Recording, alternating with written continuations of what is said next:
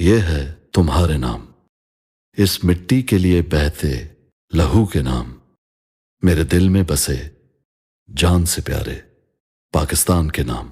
अस्सलाम वालेकुम, मैं मोहम्मद साद और आप देख रहे हैं आंच न्यूज़। आज हम मौजूद हैं मेजर अदील शाहिद साहब के घर पे, जिन्होंने 20 सितंबर 2019 में पेट्रोलिंग के दौरान शहादत नोश पाई। आज हम बात करेंगे उनके वालिद से, जिन्होंने देखा जाए तो बहुत अजीम है शहादत, जो हर किसी को नहीं मिलती। पेट्रोलिंग के दौरान 7 सुरंगें डिफ्यूज करने के बाद जबकि 8वीं सुरंग को डिफ्यूज करने जा रहे थे, उस दौरान ब्लास्ट की वजह से शहीद होने वाले अदील शाहिद के वालिद से हम बात करेंगे कि उनके इस बारे में क्या तासुरात हैं।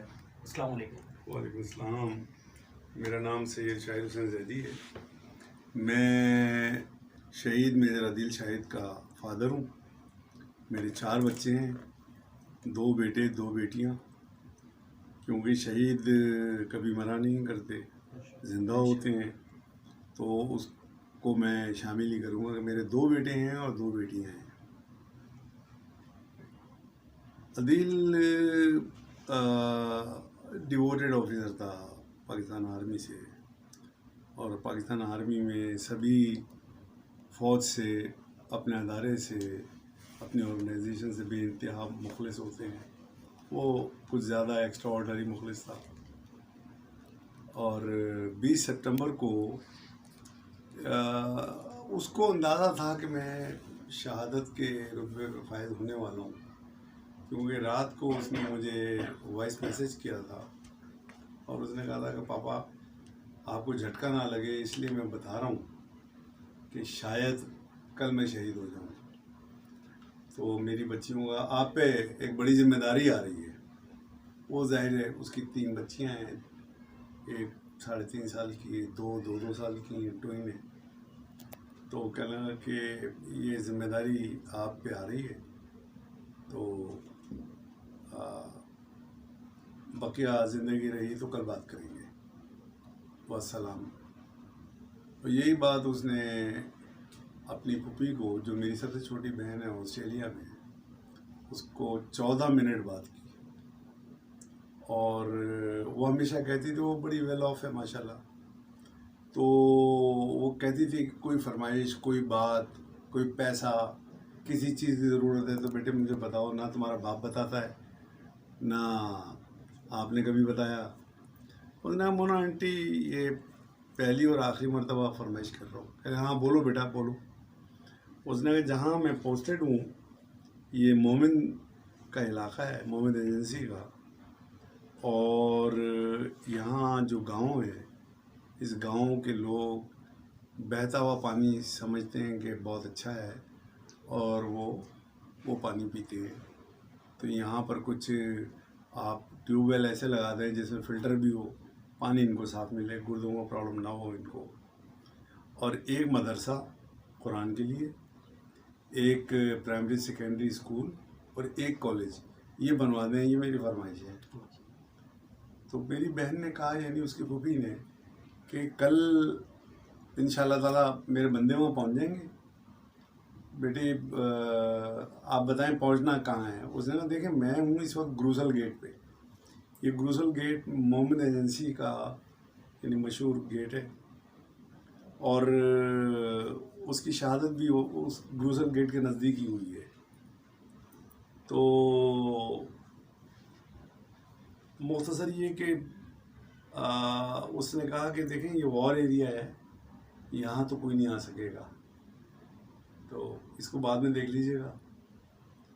उस वक्त तो ये ऑर्डिनरी बात लग रही थी, लेकिन शहादत के फ़ौरन बाद ये एहसास हो गया मेरी बहन को कि उसने कहा तो था कि पहली और आखिरी फरमाइश है।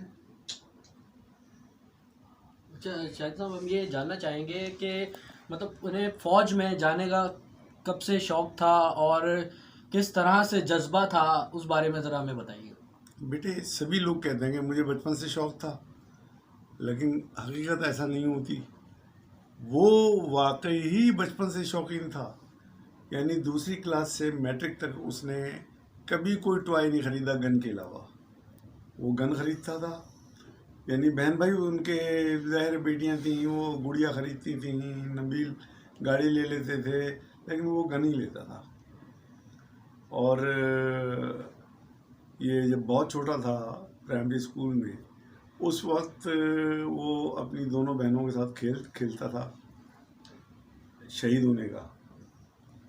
तो नीचे वो कुशन बिछा दिया करता था और एक बहन से कहता था तुम तकिया मारना मुझे, ये बम होगा और मैं फिर शहीद हो जाऊंगा, फिर मेरे ऊपर चादर डालना। और वो कौमी तराना है वो पढ़ना है, राय हक के शहीद हो, वो उनको अजबर हो गया था। उसे खेल यही था।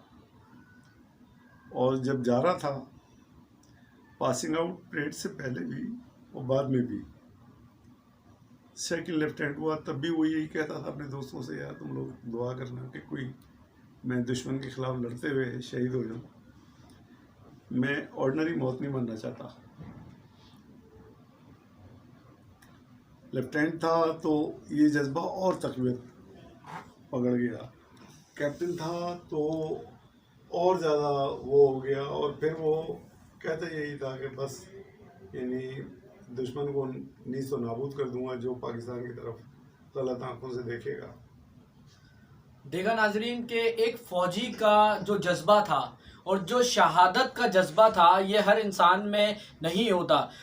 ये देखें, ये अल्लाह की तरफ से कि जो जिस इंसान जिसकी चाह रखे, अल्लाह ताला ने उन्हें वो रुतबा अता किया। अब हम जानेंगे उनकी फैमिली के बारे में, और कि हमें ये बताइएगा उनके बच्चों के हवाले से, उनकी वाइफ के हवाले से। उनकी बेगम तीन बच्चों की माँ है। एक तो ये कि उसने कोई फरमाइश नहीं की कि मेरी किसी से शादी कर दो। डिमांड उसकी ये थी कि किसी शहीद की बेवा से शादी कर दीजिए। तो उसने एक शहीद की बेवा से शादी की। उनकी 3 बच्चियां हैं। बड़ी बच्ची जो है वो 3.5-4 साल की होगी और छोटी बेटियां जो हैं 2-2 साल की, वो ट्विन थी। तो 3 बेटियां हैं उसकी। ठीक है, तो नाजरीन अब हम जानेंगे उनके बड़े भाई नबील साहब से कि उन्होंने एक जज्बा था उनके अंदर कि मैं लोगों की मदद कर सकूं, या लोगों को जिस तरह उन्होंने अपनी ज़िंदगी गुजारी उस तरह गाइड कर सकें। आज हम मौजूद हैं उनके बड़े भाई साहब के साथ, जो कि वो बताएंगे कि उन्होंने जिस तरह एक NGO बनाई उनके लिए, ताकि इनके सले सवाब के लिए भी और ताकि वो लोगों की मदद कर सकें। तो आइए उनसे जानते हैं, वो हमें बताएंगे उस NGO के हवाले से। अस्सलाम वालेकुम। वालेकुम अस्सलाम। मेरा नाम नबील शाहिद है और मैं शहीद मेजर अदील का बड़ा भाई हूँ। NGO का तो उसकी शहादत के बाद ही ख्याल आया, क्योंकि जब वो अक्सर यहाँ पर आया करता था, मैं उससे फ़ौज के बारे में पूछा था कि वहाँ पर पोस्टिंग में कैसा रहा कैसा नहीं रहा, अपने वहाँ के वाक़यात वगैरह बताता था। और हर फौजी की तरह उसके ज़ुबान पर भी यही बात थी कि मेरे लिए सबसे पाकिस्तान नंबर 1 है, सबसे पहले नंबर है पाकिस्तान, इस पर मैं कंप्रोमाइज़ नहीं कर सकता। एक फ़ौजी की तरह हर पाकिस्तानी को भी यही सोचना चाहिए कि अपने मुल्क से मोहब्बत करे और पाकिस्तान से बढ़कर वो किसी चीज़ पर कंप्रोमाइज़ ना करे। और उसकी सबसे बड़ी दलील ये है कि जब आप किसी से इश्क करते हैं ना, तो इश्क की जो आखिरी मंजिल होती है वो फ़ना होना होती है। वो अगर वो बोलता था कि मैं पाकिस्तान से मोहब्बत करता हूँ, तो उसने उसको निभाया और अपनी जान का नजराना उसने दिया। अब बात यह है कि उसने तो जान का नजराना देकर अपना हक अदा कर दिया, बीइंग पाकिस्तानी और बीइंग मुसलमान।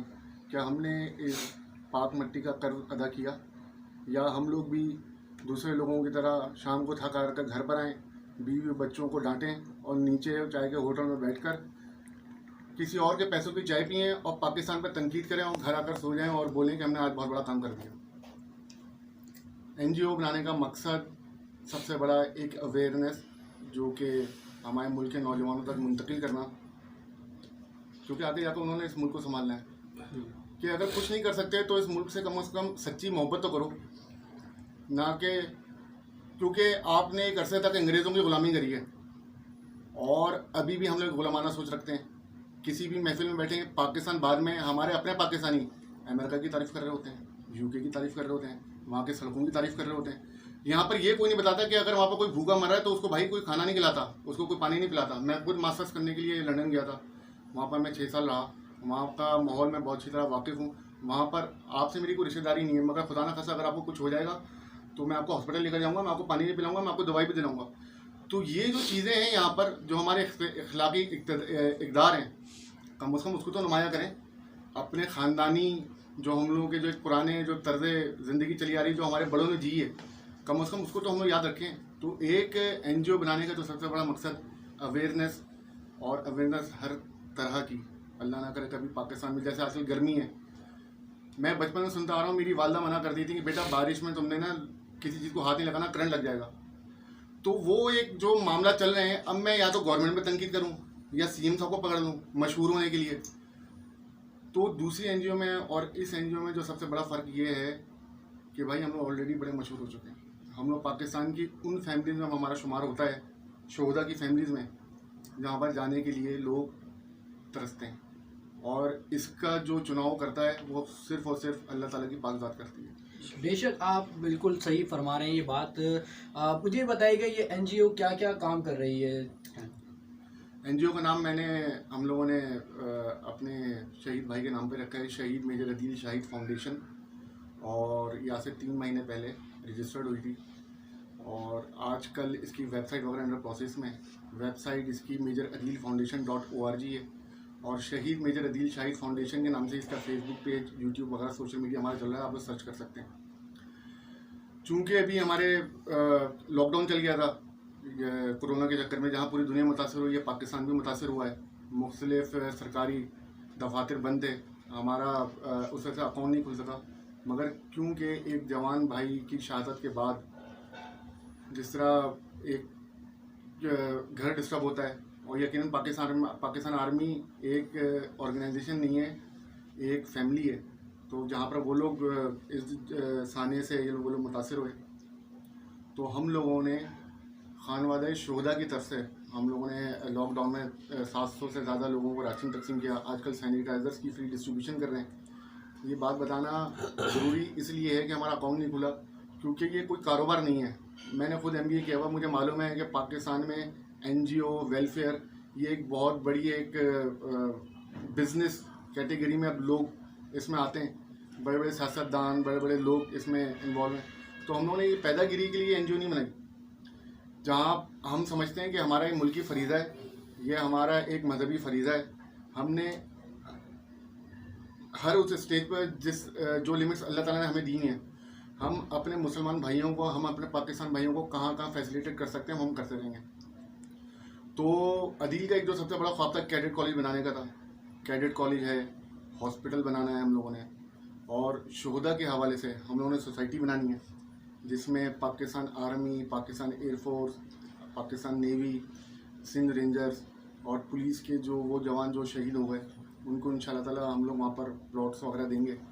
और इसमें हमारे साथ अल्लाह ताला की जो ताकत है, मैं आपके तवज्जुह से मुल्क के लोगों से मैं ये अपील करूँगा कि खुदारा पाक फ़ौज को आप लोग अपनी फ़ौज समझें, क्योंकि जिसके घर से जाता है उसको अंदाज़ा होता है। अगर आप समझते हैं कि पाक फ़ौज है और ये पाक वतन है, आपकी सलामती के लिए वो लोग वहाँ पर खड़े हुए हैं, तो काइंडली इस NGO को आप लोग ज्वाइन करें। हमें आपसे कुछ भी नहीं चाहिए, सिर्फ एक छोटी सी मोरल सपोर्ट चाहिए, सिर्फ एक छोटी सी।